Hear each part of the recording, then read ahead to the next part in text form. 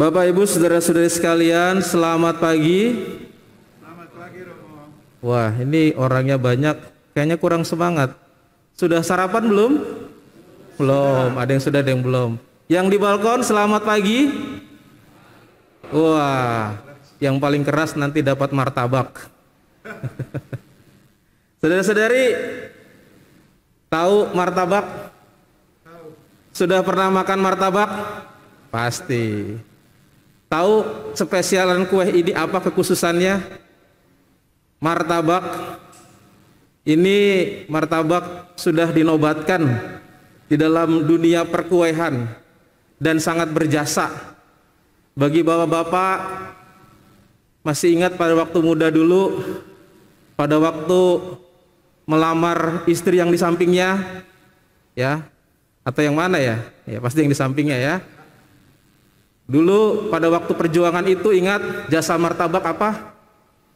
Yaitu sebagai kue pelicin calon mertua. Ya, jadi biasanya kalau martabak itu mau apel ke rumah pacar yang dulu, istrinya yang sekarang ya, atau yang mana? Nggak tahu ya. Lalu kemudian kalau dikasih martabak, ya, lalu wajah bapak mertuanya, calonnya waktu itu, yang dulunya mukanya itu agak muram menjadi riang, menjadi gembira, sumringah begitu ya. Dan itu di Tribun News sudah dinobatkan menjadi kue pelicin bagi calon mertua. Nah, ini bagi anak-anak OMK ya, bisa apa namanya? Bisa niru nih ya. Jadi kalau nanti apel ke rumah calon istrinya ya, lalu kemudian bingung mau kasih hadiah apa, lalu ingat apa yang saya katakan tadi, martabak sudah dinobatkan sebagai kue pelicin ya. Dan martabak itu saudara-saudari yang kita biasa makan itu kalau dilihat-lihat atau di apa namanya, kita lihat di samping kanan kiri, bagi yang saudara-saudari pernah membelinya, martabak itu kan kalau kita itu lihat itu ada banyak, ada stratanya, ada yang namanya kastanya. Jadi jangan sembarangan nih ya. Martabak itu punya kasta. Ada martabak biasa, ada martabak spesial, dan yang ketiga yang paling tinggi martabak istimewa. Wah, ini sering makan martabak nih ya. Dan yang paling lagi tinggi lagi apa? Martabak super. Wah. Martabak biasa, martabak spesial, martabak istimewa, dan martabak super. Wah. Kalau martabak biasa itu telurnya cuma satu. Kalau martabak spesial telurnya cuma dua. Kalau martabak istimewa telurnya 3. Kalau martabak super telurnya 4. Kenapa demikian? Karena bukan hanya ada di dunia dunia pelicin calon mertua, ternyata banyak pasangan-pasangan kanonik sekarang yang sudah membuat pelicin untuk saya gitu ya. Jadi kalau mereka mau kanonik supaya ditanyanya gampang, lalu kemudian, Romo ada martabak, wah. Awalnya saya menolak, saudara-saudari. Lalu kemudian pas jam makan siang ada kanonik, perut sudah keroncongan. Lalu disuguhkan martabak itu. Pintar juga saya rasa dia memilih jam makan siang supaya nggak ditanya banyak. Saya keroncongan, lalu kemudian saya coba-coba satu. Loh, kok enak? Saya ambil lagi. Loh, kok ketagihan? Loh, kok udah kenyang? Loh, pertanyaan jadi sedikit ya. Loh, kok tiba-tiba mau ngantuk gitu ya. Lalu saya bertekad dalam hati saya, jangan sampai saya kalah dengan martabak, jangan sampai saya kalah dengan martabak. Pertanyaan saya lanjutkan sampai akhir. Lalu orang itu mengatakan, Romo mau tambah martabaknya lagi? Enggak, jangan, sudah cukup. Jadi martabak itu saya apal itu karena itu juga. Banyak yang ngasih martabak supaya pertanyaannya jadi sedikit pada saat kanonik. Ya, jangan dicoba itu saudara-saudari, saya sudah kebal dengan hal itu. Nah saudara-saudari, kalau kita melihat martabak yang seperti ini dari pengalaman kita, biasanya saudara-saudari semua yang ada di sini, kalau mendengar kata martabak itu saya harap bisa menjadi familiar. Karena apa? Karena yang mau saya sampaikan di sini mudah-mudahan ini bisa menjadi oleh-oleh dan saudara-saudari pulang bawa martabak gitu ya. Kenapa? Karena dalam bacaan yang kita dengarkan ini ada beberapa tingkat kespesialan ya, maksudnya tingkat atau status strata atau dibilang kasta ya. Artinya kalau kita mendengar kata kasta ini kan ada beberapa tingkatan atau beberapa level gitu ya. Dan kalau kita mendengar kata martabak yang tadi ada levelnya, mudah-mudahan ini bisa gampang direkam gitu. Jadi kalau martabak ada yang namanya biasa, spesial, lalu kemudian ada yang namanya istimewa, lalu ada super. Maka di sini kita akan melihat dalam bacaan yang kita dengarkan. Kita mulai dengan bacaan Injil dulu, yaitu bahwa permulaan di dalam bacaan ini sudah dimulai dengan Yohanes yang mau membedakan antara dia sebagai murid dengan orang yang biasa. Dia bilang sama Tuhan, Tuhan, ada orang yang mengusir setan dalam namamu, tetapi bukan pengikutmu, orang biasa. Saudara-saudari, dengan kata-kata ini ada dua. Yang pertama, Yohanes sendiri merasa bahwa dia ini atau mereka pengikutnya ini adalah orang-orang yang dekat dengan Yesus, yang mengikuti Yesus, yang tahu ajaran Yesus, dan dia mengklaim dia adalah spesial. Mereka adalah spesial. Dan mereka itulah yang punya hak untuk memakai label atau nama Yesus, brandnya Yesus itu mereka doang. Lalu kemudian ada level lain yang biasa, yang bukan pengikut, yang bukan menjadi baptis itu. Nah saudara-saudari, dua hal ini perlu kita camkan. Yang pertama, tentu bagi kita sekarang kata-kata Yohanes ini itu ada yang baik dan tentu ada yang kurang baik. Yang baik adalah bahwa Yohanes memahami betul bahwa mereka itu adalah orang-orang yang spesial, bukan orang-orang yang biasa. Bukan orang-orang yang biasa. Kenapa? Karena mereka adalah pengikut Kristus yang khusus. Dan tentu Yesus menarik mereka di antara kumpulan orang banyak, ingin menjadikan mereka spesial. Ingin menjadikan mereka itu lain daripada yang lain. Dan itu betul. Maka kita pun sebenarnya sama. Kita itu ditarik dari orang biasa, lalu kemudian dari orang banyak, dikumpulkan, dibaptis, dan dikumpulkan dalam gereja ini. Ini adalah spesial. Spesialan ini harusnya membuat kita bangga menjadi pengikut Tuhan.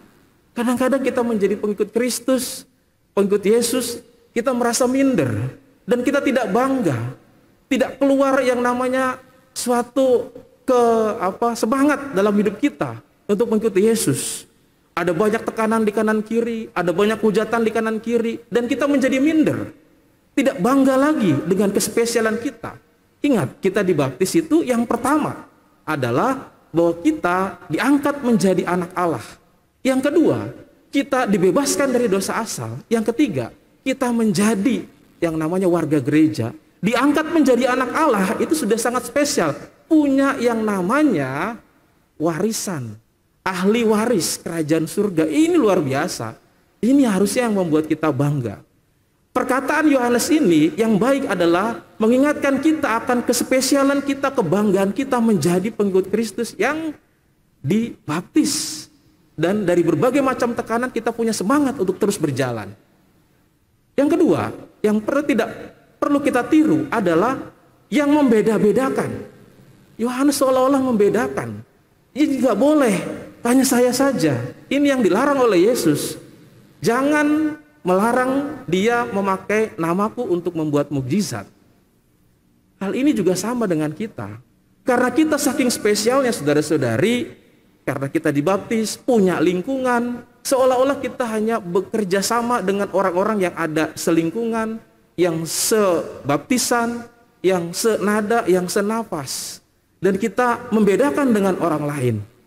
Maka yang poin penting di sini, apa yang tidak boleh ditiru dari Yohanes adalah membedakan, menganggap spesial sehingga tidak boleh bekerja sama dengan orang lain, merendahkan orang lain, menganggap dirinya lebih tinggi. Spesial itu bagus, ya, telurnya cuma 2, ya, maksudnya dari martabak tadi ya. Tetapi spesial itu menunjukkan hanya kebanggaan bagi diri kita sendiri supaya kita mampu untuk bisa melihat apa yang menjadi nilai dari murid Kristus. Tetapi untuk menyamakan dengan orang lain, merendahkan orang lain, itu yang tadi dilarang oleh Tuhan sendiri. Kita diajak bekerja sama dalam kebaikan. Dan banyak di lingkungan kita orang-orang yang tidak sebaptisan dengan kita, dan itulah saudara kita, dan itulah orang-orang yang perlu diajak bekerja sama dengan kebaikan. Yesus dengan kata lain mengatakan kalau dia berbuat baik, ya tentu saja jangan dilarang, jangan dihalang-halangi. Nah, saudara-saudari, perkataan spesial ini berlanjut lagi. Barang siapa yang memberikan air untuk para muridku ini, dia akan tidak kehilangan upahnya. Jadi Yesus itu mau mengatakan bahwa saking spesialnya Yohanes itu ditegaskan, atau para murid itu, bahwa yang memberikan air kepadamu pun aku akan memberikan suatu penghargaan. Artinya bahwa kita ini memang betul-betul diajak untuk melihat kebanggaan dalam diri kita sebagai pengikut Kristus, tapi di satu sisi kita diajak untuk tidak membuat diri kita itu membedakan dengan orang lain.